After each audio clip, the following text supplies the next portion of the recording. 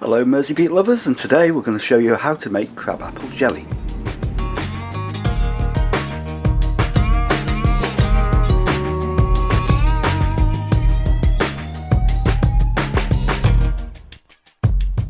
Crabapples jelly is a simple process.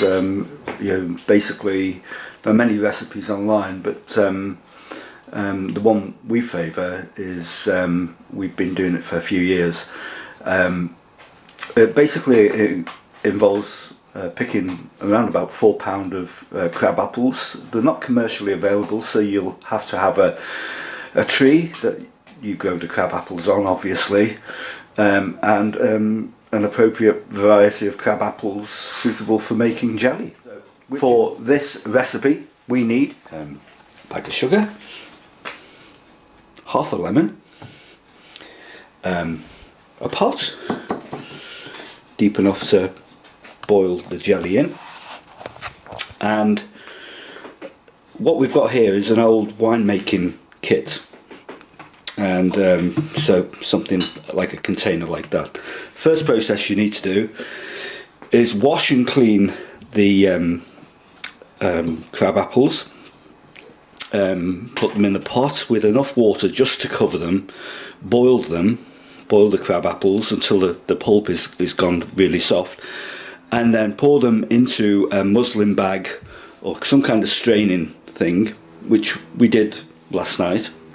Leave it overnight to drain through. You can see liquid here draining through, and if we cover it up you can see that's the pulp that is left after that process. Here we've got a muslin bag.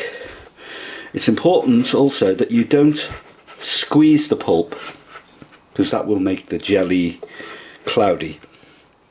So I'm going to take this off now, and you can see the liquid underneath. So we've strained the pith off, the juice off the pith, and we can compost this. This will go back into the compost bin, so nothing is wasted in the entire process. It's important also to make sure that you have your jars ready, cleaned and sterilised. Best way is just in a sink with some warm water, and Milton's is perfect, great sterilising fluid. So a couple of capfuls of Milton, and leave them to soak in warm water. I'm not sure how many jars I'm going to need, but hopefully I've done more than I actually need for this batch. Important to sterilise the lids as well, because it's all about preserving the product over winter. So you're going to, I mean, some of these could last you, 12 months or more. As you can see, I poured the juice of the crab apples into the pan. What I need to do now is to add the sugar, bring it to the boil, approximately for 40 minutes until it reaches a kind of setting point. I think I'm going to use half a bag of sugar, which is 1 pound of sugar, to the amount of juice we've got here, and this should fill several jars of to make the jelly. A jelly is different than a jam in the fact that you're using the juice of the fruit rather than the pulp. Weighed out about 1 pound of sugar.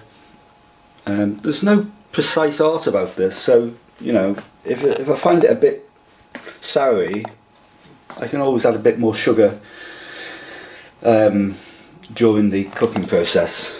But 1 pound, hopefully that should be enough. If I need to add more, I will.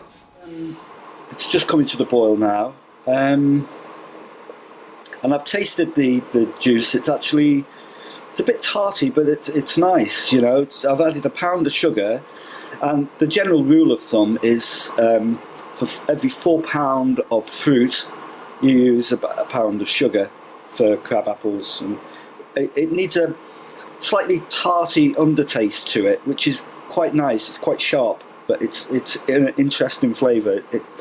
You don't lose the flavour of the fruit, and if you add too much sugar it just becomes really too sweet, and you're actually losing a lot of flavour in that, So what we'll do now is, once it comes to the boil, we'll turn the heat down, simmer it, and just put it on a rolling boil for about 40 minutes.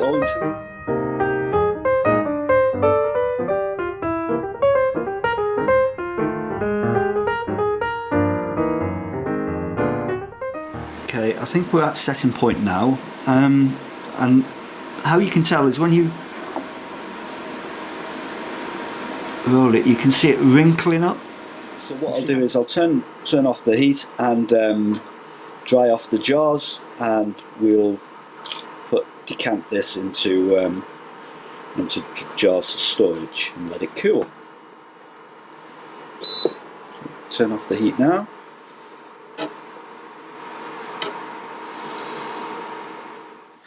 So I'm going to fill these small jars first, because the great thing about putting them in small jars like this is that you can give them away as gifts at Christmas.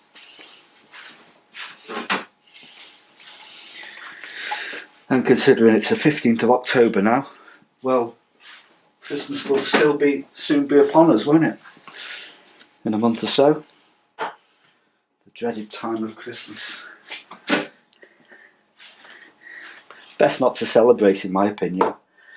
Just carry on making stuff, doing stuff like this.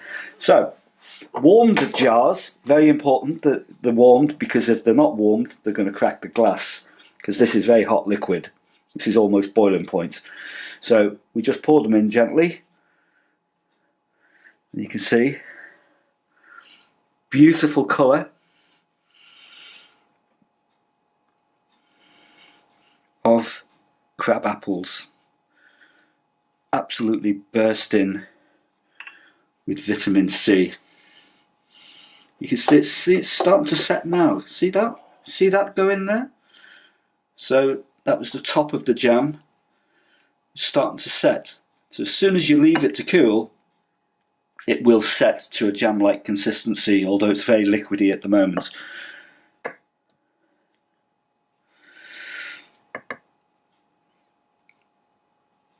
Perfect gift size these are. You can buy these on the internet. So there's more jam in here, so I'm going to decant the rest of that now. See, it's starting to set pretty quick. As soon as it starts to cool, it's set. Don't, whatever you do, allow the jam to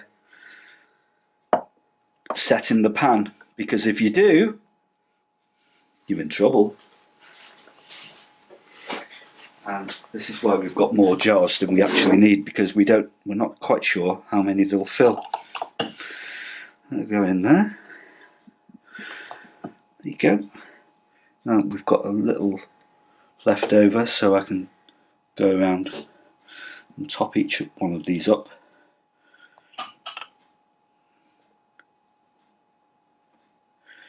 Lovely process, this. It's really nice to do. Really creative, and what better thing to give to someone at Christmas than a jar of homemade crabapple jelly? What a wondrous thing that is, isn't it? Don't you think people would be pleased with that? Something that's homemade, homegrown, from your very hands. So, all that remains is put these lovely tops on. The actual process of cooling down will seal these really tight onto the jam jars, so that they will be like you get them in the shop, if you like. You know, where you need to open them, and there's a bit of suction there. There's a bit of tension. And that's important because it seals in the goodness, and also if you're storing them over a long time, then it preserves the product inside by excluding the air. And we'll put that on there. That's some little National Trust jar, which we got in a hamper last year, which was full of, looks like plum jam. or something. Anyway, there was something in there, but that's lovely. And just look at the colour on that. You see that?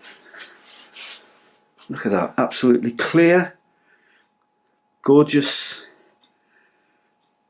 crabapple jelly. Perfect. Now you can put labels on these, or you can just leave them like that if you want to. If you want to print out your own labels on your computer, there are many programs that can help you do that. We use Microsoft Publisher. Put a little label on, which look absolutely gorgeous. Just tighten up the jars slightly. They're quite warm. In fact, they're very warm. So don't try and hold these too long, otherwise you're going to get burnt. Yeah, a bit warm. And another lid for this one here, I can't find.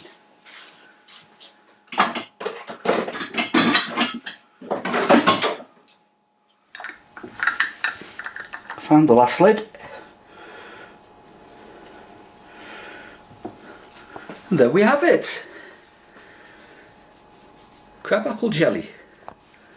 Straight off the trees, picked by Catherine and made by me. See, together you can do marvellous things and create wonderful, wonderful things. There we have it, the finished products, and you can simply decorate them as Catherine's done here with a piece of string tied around the neck, no labels at all, and they look really elegant, and as long as you know what's in them, obviously we know what's in them, so why put labels on them? They look very attractive as they are. Hope you've enjoyed it. If you have enjoyed it, then please subscribe to our channel, and hopefully we'll be back for another video, blog, make and do whatever we decide to do. But that's all from Mersey Beat Gardening. Good growing.